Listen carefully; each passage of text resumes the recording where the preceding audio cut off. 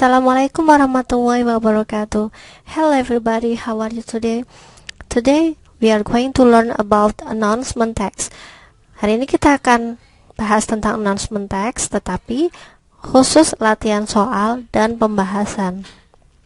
Ini adalah materi bahasa Inggris kelas 10 SMK. Oke, mari kita mulai. Perhatikan baik-baik. Di atas ada teks pengumuman, kemudian di bawahnya ada soal yang berkaitan dengan teks. Yang pertama harus kita lakukan adalah fokus pada soalnya dulu, bukan fokus pada teksnya, karena itu akan membuang waktu. Let's see the advantages of attending the seminar that students get are able. Manfaat menghadiri seminar yang didapatkan oleh siswa adalah mereka bisa apa? Kita lihat teksnya. Students of grade 12 are welcome to attend a morning seminar on how to prepare. Ini judul seminarnya, how to prepare for the final examination. Nah, di bawahnya ada you can learn a lot from Mr. Budi Umar. Anda bisa belajar banyak dari Mr. Umar, a well-known education consultant.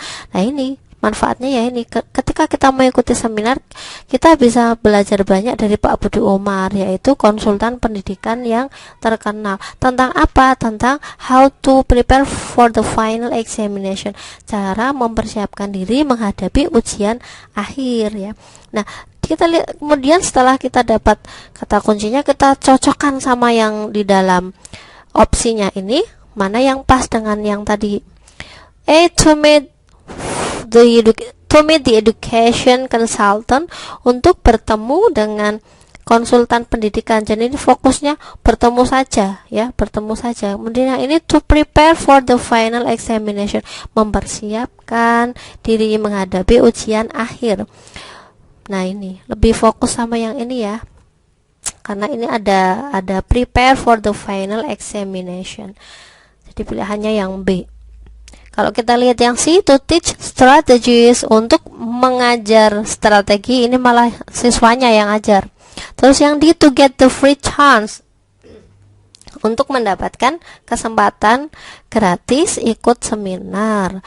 Yang itu be a presenter in that seminar, menjadi presenter, jelas nggak nyambung ya. Jadi yang tepat sesuai dengan manfaat yang didapat, kita lihat dari teks adalah how to prepare for the final examination. Jawabannya yang B. Soal berikutnya, number 2, masih teks yang sama.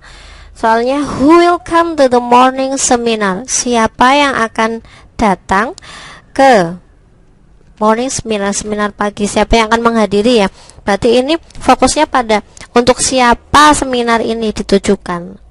Udah jelas ya di sini, students of grade 12. Tanda ya, students of grade 12. Jadi jawabannya yang C, students of class 12. Next, number 3, nomor 3. Masih ini ya, masih sama ya teksnya. To reserve your seat, please. To reserve your seat, please, bla bla bla. The word reserve is closest in meaning to. Kalau ada soal seperti ini, berarti yang ditanyakan adalah sinonim, persamaan kata. Nah, kita harus tahu dulu nih, reserve artinya apa. Reserve itu artinya memesan. Jadi yang sesuai dengan itu adalah book. Ya, sama ya, memesan.